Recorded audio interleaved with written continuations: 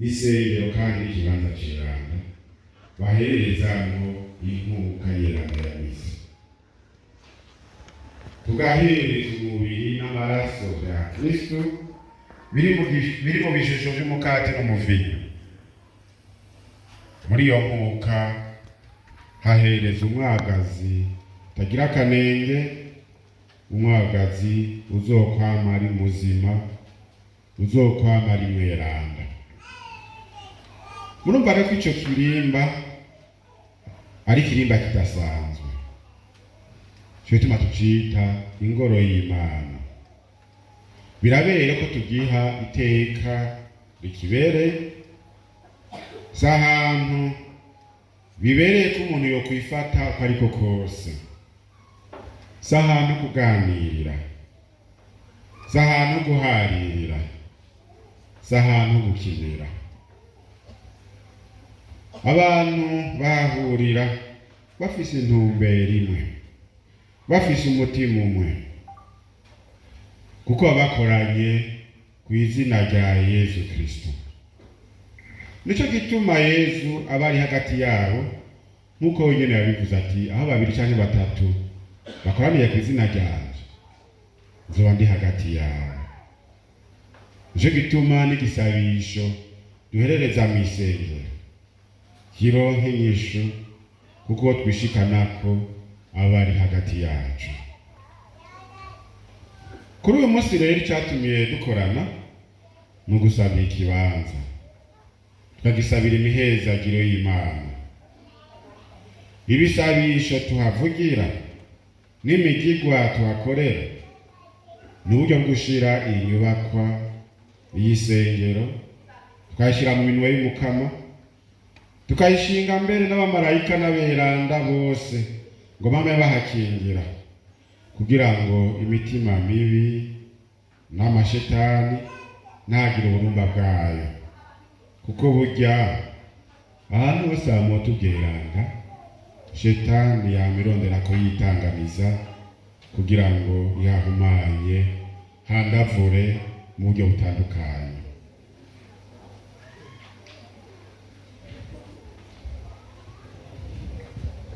None rero bakristo tubimenyere kandi tugume tuvyibukanya, mbere tubirereshe n'abana bakiri bato yuko isengera kibanza ceranda, bakure bahubaha, bakure bazi ko ari ikibanza cagenewe gusengerwamo. Nk'isengero n'ikibanza cagenewe gusengerwamo, nico conyene kihakorerwa. Yego nivyo ko umuntu arashobora gusengera mu kibanza icyo ari cyo cyose, kandi icyo gisabisho kikaronka agaciro, kuko Imana iba hose.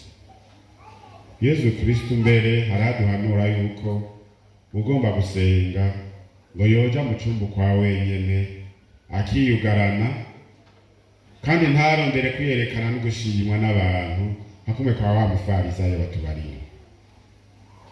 Naho biruko tumenye yuko isengero ifise agaciro kadasanzwe, kubera yahariwe gukorerwa mu vyeranda vyonyene. Nta kindi gikorwa kirekuriwe kubera mw'isengero. Na Yesu wenyene ubwiwe baratubwira ko yahora agenda mu masinagoga, mu bibanza vyeranda vyiwe.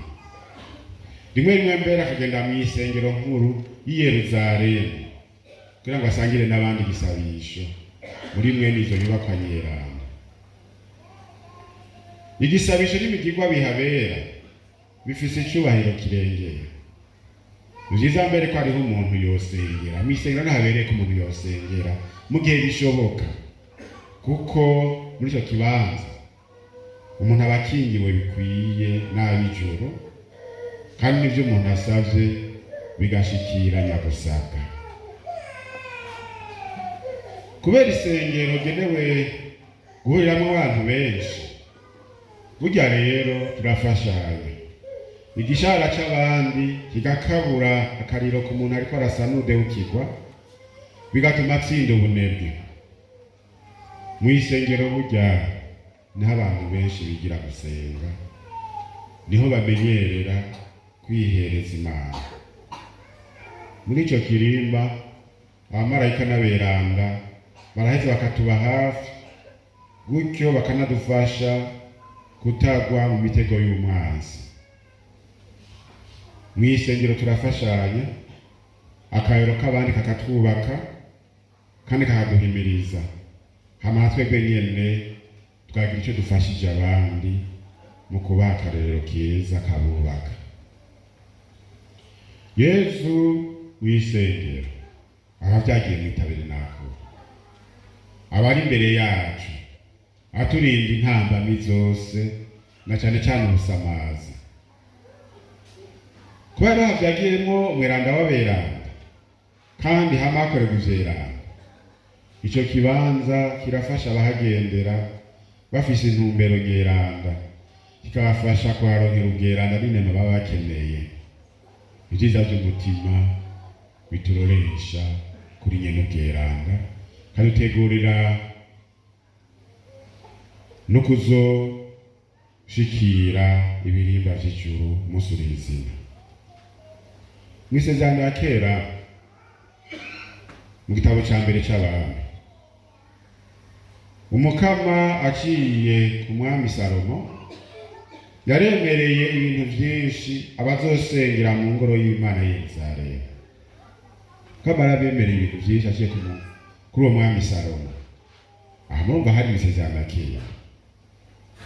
Hari akantu rero ubu mw'isezerano nshasha abasengera mu ngoro y'Imana yama ihererezwamwo ishikanwa ry'umwagazi w'Imana igihe cyose haherejwe inkuka ya misa. Ibisabisho n'amashikanwa yacu tubaherereza abera n'abamarayika baca babishikamira ibukama, bikakirwa nk'akotsi k'ibimoga neza kaduze ku kirimba c'umweranda w'aberanda. Nico gituma mw'isengero twokwitwarika kwama tujana y'umutima usukuye, dufise n'imigambi iha icubahiro Imana, tukahaha iteka ribereye Imana. Burya rero uwo wese yubahutse kwagira inyifato mbi canke akahatangira imigambi mibi, aba ariko arikwegera ishavu ry'Imana. Ni vya bindi twumva mu gisomwa c'inkuru nziza.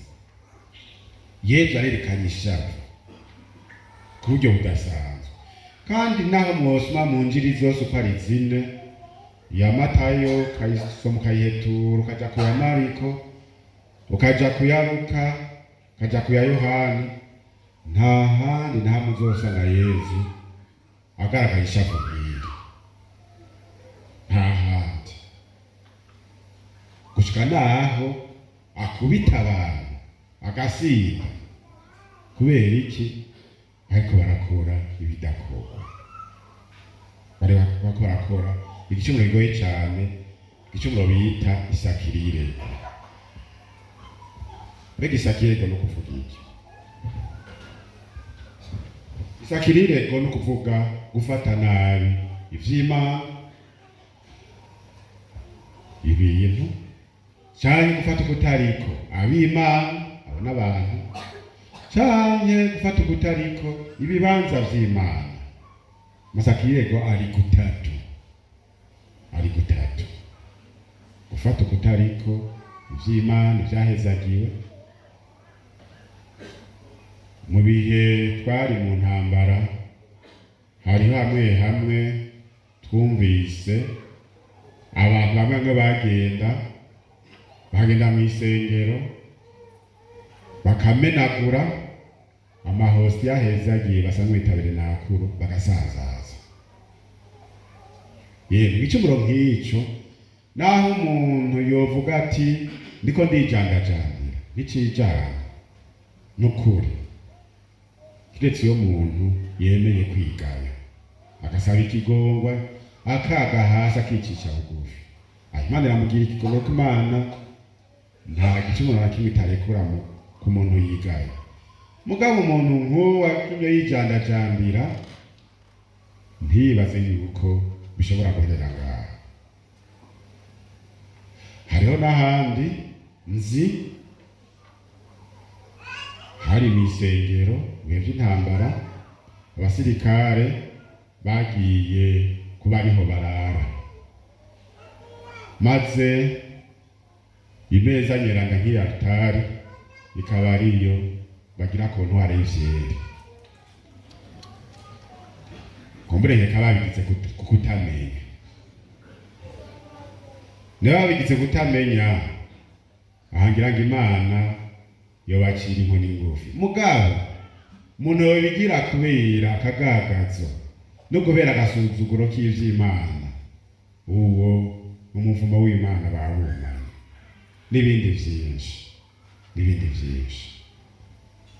Ngarutse rero kw'isengero hari ibyo twokwirinda cyane. Icya mbere ni ukwagira urudandazwa.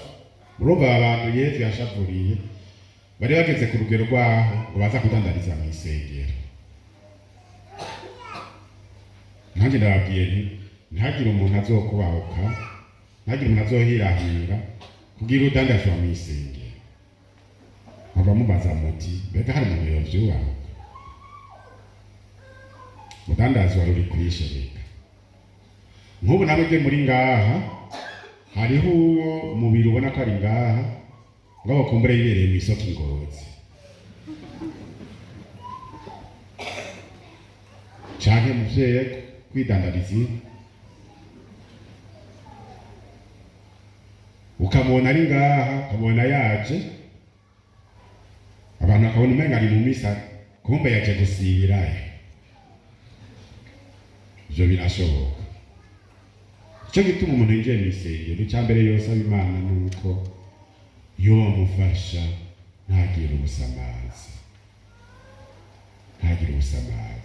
Wa mukristu we iryo shise winjiye mw'isengero kiba aricyo gisabisho uzoherako ugisaba Imana. Ntiwakore urudandazwa, ntuze gusibirayo. Cya kabiri kwirinda kwagira ubufyinyi ubwo ari bwo bwose, kuhaterera inkuru, kuhavugira amajambo atabereye, cyangwa kwagirira inyifato ityoza ubweranda bw'Imana.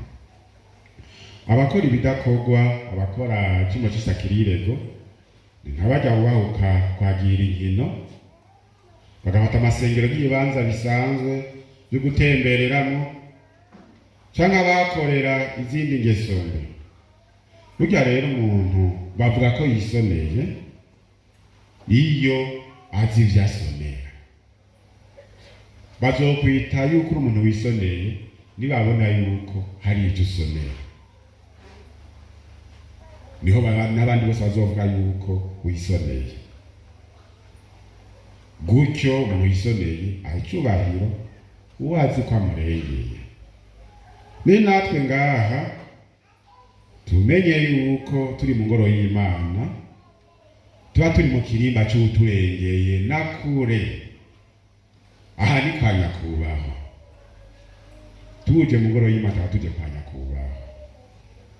Abantu barakunda kubaha ivyubahiro, bakabita ba nyene icubahiro canke ba nyakubahwa. Mugabo nyene icubahiro turengeye twese ni nyene iki kirimba aha turi. None rero twame tujayo nk'abashenge nyene kwa nyakubahwa tugire Kristo.